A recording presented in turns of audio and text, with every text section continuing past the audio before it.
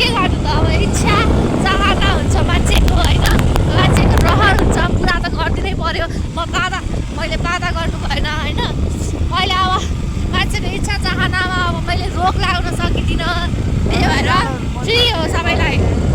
आफू पनि रमाउने अरूलाई पनि रमाउनु दिने माथि डाँडामा पुग्न लाग्यौँ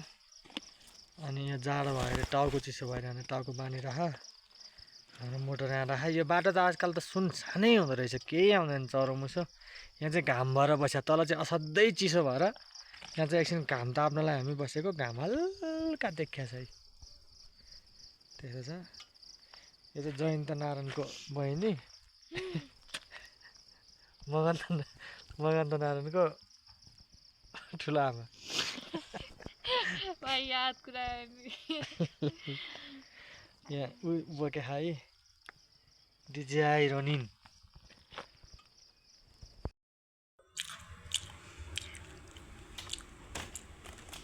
हामी चाहिँ दामन आइपुगेको छौँ दामन आइपुगेर चाहिँ भोक लाग्यो एकदम भोक लाग्यो रोटी तरकारी खाँदैछौँ मिठो छ तरकारी मिठो छ चनाको तरकारी आलुको तरकारी अनि सेलरोटी अन्डा खाँदैछौँ हामी मलाई देखा नानी अन्डा र जिया खाए पनि मिठो हुने चिसोमा त कस्तो मिठो है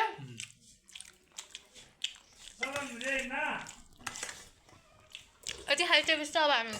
यहाँबाट हामी पालुङतर्फ लाग्छौँ हामी यहाँबाट डाइरेक्ट पालुङ जान्छौँ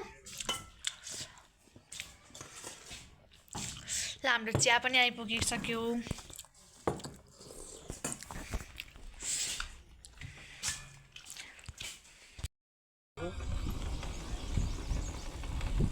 हामीले चाहिँ आज धेरै महँगो खानेकुरा नि खायौँ तर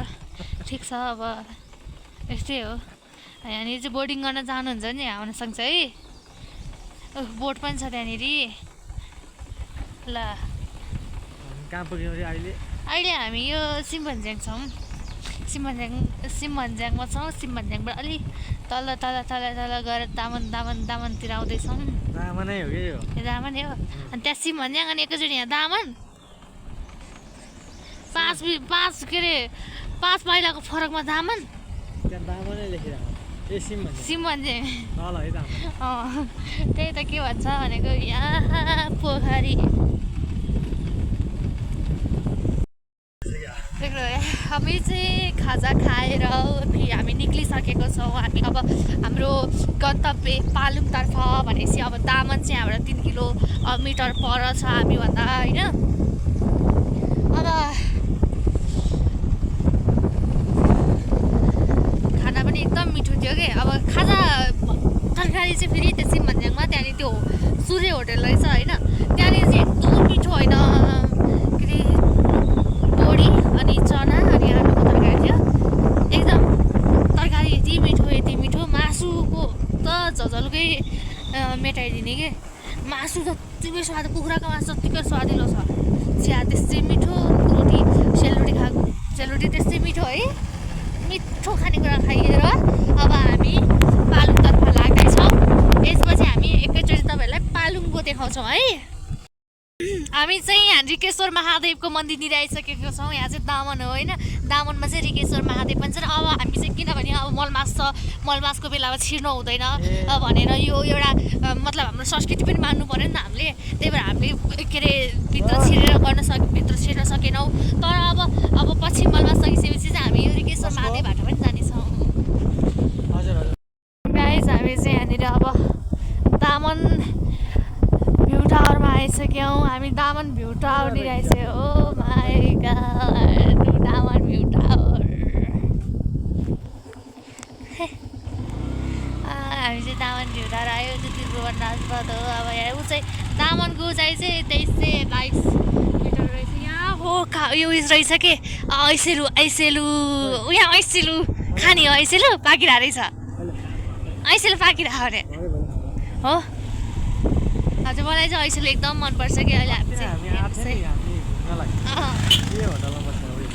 ए एभरेस्ट होटेल एन्ड लजमा तपाईँहरू बसेको तल्लो गौरी शङ्कर नवीनहरू हामी आउँथ्यो नि ए उहाँहरू चाहिँ पहिला यहाँ बसेको रहेछन् है अब हामी चाहिँ अहिले म देखाउँछु कहाँ बस्दैछ भनेर अब उहाँहरू पहिला साथी साथी घुम्न आएको अहिले त हामी त बुढाबुढी घुम्न आएको है बुढाबुढी आएको छौँ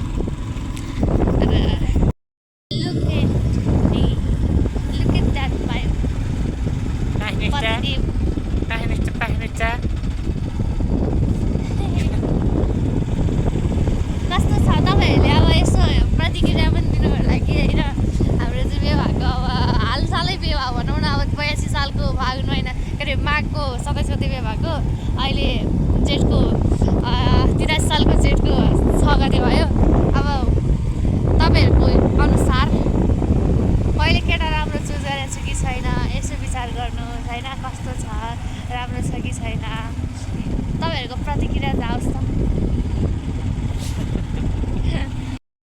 अघि त्यहाँनिर एउटा मजाको लोकल भाले देखेँ कि मासु भनेपछि म चाहिँ फेरि मासु भनेपछि लास्टै हुरुकै हुने मान्छे मलाई चाहिँ फेरि मासु चाहिरहन्छ थाकेपछि होइन अनि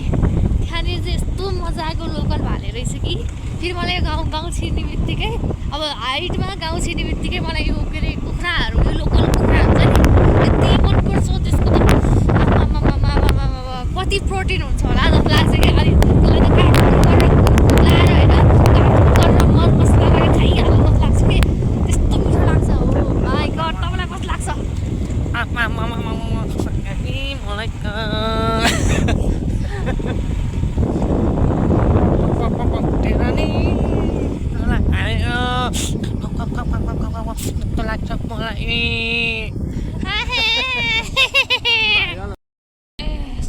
सुनगाबा रहेछ यो होटेल चाहिँ है ल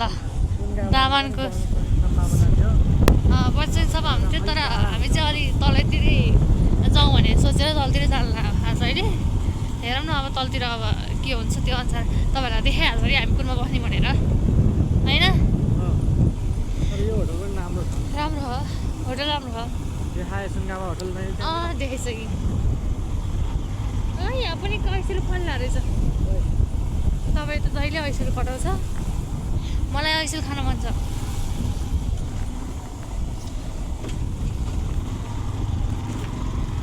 आफ्नो चाहिँ बुढा अलिकति कस्तो पर्यो भने अलिकति त्यो त छँदैछ एउटा दुःख अर्को दुःख के छ भने त्यो पनि छ अर्को दुःख चाहिँ के छ भने त्यो त दुःखै दुःख भइहाल्यो नि अब अर्को दुःख चाहिँ के छ भने यो के अरे ऐसेलुको बोट देख्यो भने खानुपर्छ भन्छ तर त्यो पानी चाहिँ के भने जहिले पनि भन्दैछु तर कहिले पनि रोक्ने होइन तर यत्रो सानो रोड देखाइरहेको छ हो यत्रो सानो रोडमा ऊ बेलामा डबल गाडी चाहिँ कसरी त्यत्रो पुरै अब यो बाई रोडको बाटो र मुगलिनको बाटो त एकदम चल्या काठमाडौँ जानु लाग्यो होइन ऊ बेलामा है बाटोहरू थिएन नि त उताको भने मतलब उता पालुङतिर के अरे मुगलिन होइन पालुङ बाहेक उताको छैन त कुलेखानीको यता फाकेल साइडको त्यो बाटोहरू थिएन उता गडी हुँदै जाने बाटो पनि थिएन अनि त्यो दुईवटा बाटो चल्थ्यो प्रायः बाटो भए पनि त्यता एउटा सानो गाडीहरू चल्दैन थियो सुमो पनि थिएन अरे पहिला अनि त्यस पछाडि यो बाटो त्यतिखेर त्यत्रा बसहरू चाहिँ कसरी चल्थे कति गाह्रो हुँदो कति टाइम लाग्यो साइड गरेर भनेर पनि सोच्दै है अब यावत एवं रीतिले कुरो गर्दाखेरि चाहिँ नि यहाँ त ठुलो छ तर तलतिर त्यो हाम्रो एकदम चिसो भएको थियो नि त्यहाँ चाहिँ कसरी चल्ने होला होइन त्यहाँ त एकदम साँगरो बाटो छ यहाँ त अझै यो त ठुलो बाटो ठुलो हो यहाँ त दुईवटा आनन्दले हिँड्छ नि त त्यहाँ त एउटा गाडी मात्रै छिर्छ अर्को गाडी छिर्दैन अनि पास चाहिँ कसरी भयो मोटरसाइकल पनि छिर्न गाह्रो छ त्यहाँ त मोटरसाइकल पनि छिर्न गाह्रो छ अनि तपाईँको कति त्यही भएर त्यतिखेर जाम हुन्थ्यो होला कि त्यही भएर बिहानै हिँड्यो भने बेलुका काठमाडौँ पुग्थ्यो नि मान्छे एक दिन सर्लक्कै माया मार्नु पर्थ्यो काठमाडौँ जानलाई कि मुगलिनबाट गयो नि यहाँबाट गयो भने अब अहिले 3 घन्टा 2 घन्टा 2.5 घन्टामा मोटरसाइकलमा 3 घन्टा 3.5 घन्टामा त सुमो अनि सानो गाडीहरूमा पुर्याउने भयो सत्य काठमाडौँ है फर्किन नि भ्याउँछ अझ अब विकासै गरेन भन्दा नि विकास भइरहेछ तर जुन अनुरूपमा हुनुपर्ने हो त्यो अनुरूपमा चाहिँ नि विकास नभएको हो भइरहेछ अब हेरौँ न अब नयाँ सरकार आछ युवाहरूले खोज्या जस्तो सरकार आछ युवाहरूको रोजाइ आछ अब कस्तो गर्दै जान्छ हेरौँ पुरानो सरकारले नि नगर्या चाहिँ होइन है एकदम गरेको हो अब आफ्नो बुझाइ हो अब कस्तो तरिकाले लिनुहुन्छ होइन तर तपाईँहरू कतिको डुल्नु भएको छ देश कतिको गर्नु भएको छ कि विदेशमा बसेर देश विदेश विकास भएन भन्नु अलग कुरा हो अब प्रति व्यक्ति आए त हेर्नु तपाईँलाई मलाई प्रधानमन्त्री दिए पनि प्रति व्यक्ति आए सर्लकै बढाइहाल्न अनि यहाँको चाहिँ नि उयो बढाइहाल्न असम्भव छ तर त्यो एउटा त्यस पक्षमै सरकारले ध्यान नपुर्याएको है अब यस्तो कुरा हुन्छ अब अहिले के छ पाइनस् भने चाहिँ हामी यही वर्षौँ जस्तो लाग्यो यो चिटिक्क परेको हामी चाहिँ यो पाइनस होटलमा बस्छौँ आज ल्यापटप राखेर अनि जस्तो लाग्यो है त ल हामी चाहिँ हाम्रो गन्तव्य अब यहाँनिर अब रेस्ट गर्ने होटल आइपुगिसक्यौँ अब हामी यहाँ चाहिँ अब म ओर्लिँदैछु बाइकबाट अब मिस्टर अशोक बज्रगाई अब यहाँनिर बाइक राख्नु भइरहेको छ होइन हामी चाहिँ यहीँ पाइनस भन्ने होटेलमा आइपुगेको छौँ यतिखेर एकदम थकाइ लागेको छ के गर्नु मलाई यहाँ हिँड्न नि गाह्रो भइरहेछ मलाई बोकेर लाने मान्छे भइदिने हुन्थ्यो अब के गर्नु अब मलाई बोकेर लाँदा अगाडि अगाडि सरेर जान्छ है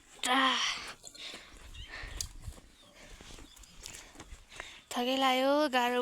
भयो मलाई एकदम गाह्रो भयो म त गएर एक मिनट सोच्छु क्या हो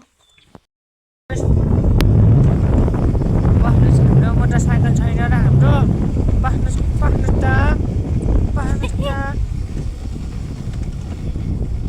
दुईटाले हेरेर जस्तो हुँदो रहेछ हुँदैन नि दुईटा आँखा लिएर गाइस म चाहिँ एउटा आँखा हेरेँ ल एउटा आँखाले चाहिँ यो बाटो मोटरसाइकल चलाइरहेको एकछिन चाहिँ चलाएँ तर अलिकति धमिल आँखा कमजोर भएको त होइन होला पढ्नुहोस् त यहाँबाट पालो नि हेर्नुहोस् त तल अब चाहिँ लगातार घुम्ने अभियानमा छौँ हाम्रो 27 दिनको काठमाडौँ बसाइ पछाडि हेरौँ अरू 2 दिन बसेर फेरि पालुङ 2-4 दिन बसाइ पछाडि त्यस पछाडि फेरि हामी कैलाश त्यस पछाडि चितवनका विभिन्न ठाउँहरू मुगली लगायतका ठाउँहरू त्यस पछाडि उता के अरे सिन्धुली त्यस पछाडि कहाँ हामी अभियानमा छौँ हामी चाहिँ अब भनौँ न यो महिना चाहिँ हामी चाहिँ घुमे हुन्छौँ हामी अब यो महिना 1 महिना चाहिँ हाम्रो घुम्ने अभियानै छ अब यसमा चाहिँ के हुनसक्छ भने अब कहिलेकाहीँ म छुट्टिन सक्छु त्यो पनि हुन्छ कुनै समय अब म छुट्टिन सक्छु अब किनकि अब सधैँ घुमेर पनि साथी लाग्दैन अब होइन उयो गरिसकेपछि अब यसो घर आइसकेपछि पनि हेर्नुपर्ने हुन्छ है केटा जस्तो केटी हुँदैन अलिकति बन्धनमा बाँधिसकेपछि निभाउनै पर्यो है के कसो के तपाईँले मलाई घरको काममा नराखिकन तपाईँले सँगै लिएर जान सक्नुहुन्छ यो नलिएर आयो भने के गरे होइन अन्त तपाईँसँग 1 महिना घुमाउन सक्नुहुन्छ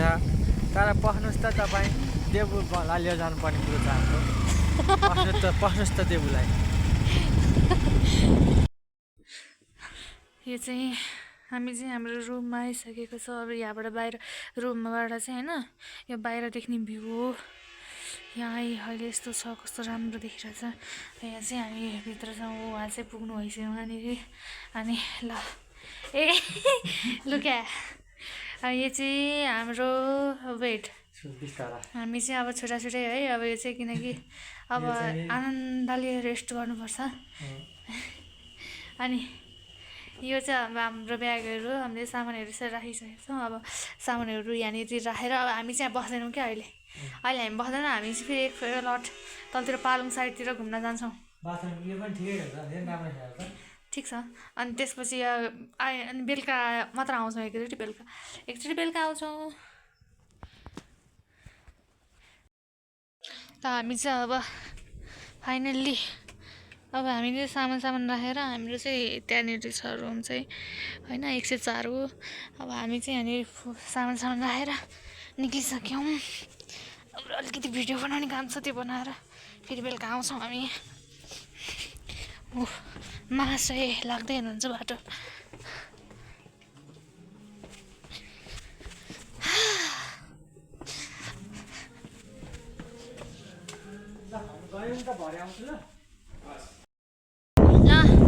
हामी चाहिँ निक्ल्यौँ। अब हामी चाहिँ आइसक्यौँ, अब अलिक तल आइसक्यौँ। यहाँ चाहिँ यो के अरे पालुङको सान, यहाँ आलु र काउली, किनकि आलु र काउलीको चाहिँ एकदम खेती हुने भएको भएर चाहिँ आलु र काउलीको यहाँनिर प्रतिमा पनि बनाएको हो। अब त्यहाँनिर अब हेर्नु टिकटक पनि चल्दैछ त्यहाँनिर। अब अर्कै तरिकाले टिकटक छ त्यहाँनिर, अब आफ्नै हुन्छ आलु र काउली। ल अब यो चाहिँ पालुङ भ्यू टावर हो कि क्या हो? अब यहाँ चाहिँ कस्तो भने अब भ्यू टावर चाहिँ अलिकति 2 तला मात्र रहेछ। अब 2 तला मात्रै किन भन्नु हुन्छ होला होइन। अब यस्तो कि अब यो डाँडा काँडा हो, अलिकति पहाड एरिया हो, अनि उचाइमा छ भने अब सबैभन्दा अग्लो पहाड कुन भनेर हेरेर त्यही अग्लो पहाडबाट सबै भ्यू देखिन्छ नि त। अनि त्यसमा अलिकति के अरे 1-2 तला भयो भने यसो भ्यू टावर भनेर बनाइदेऊ न भनेर मान्छेले अब यसो खर्च गर्छन् कि त्यहाँनिर, खर्च होइन सरकारी खर्च गर्छन् कि। अनि ल भ्यू टावर भन्ने भयो क्या त्यो चाहिँ है। टावरको अर्थ चाहिँ एक प्रकारले त्यो पनि हो जस्तो लाग्छ। जुन ठाउँमा आवश्यक पर्छ त्यसमा पैसा हुँदैन, जुन ठाउँमा आवश्यक छ नि त्यसमा पैसा हालिन्छ नि त, त्यसलाई भ्यू टावर भनिन्छ है।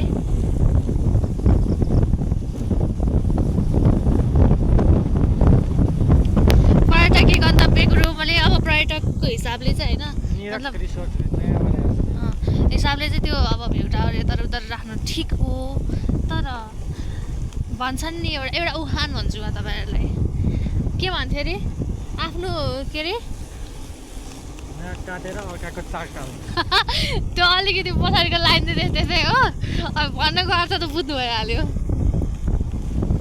आफ्नो नाक काटेर अर्काको डटेर टाल्नु रे कि। तामाङ ब्रान्ड है, तामाङ ब्रान्ड।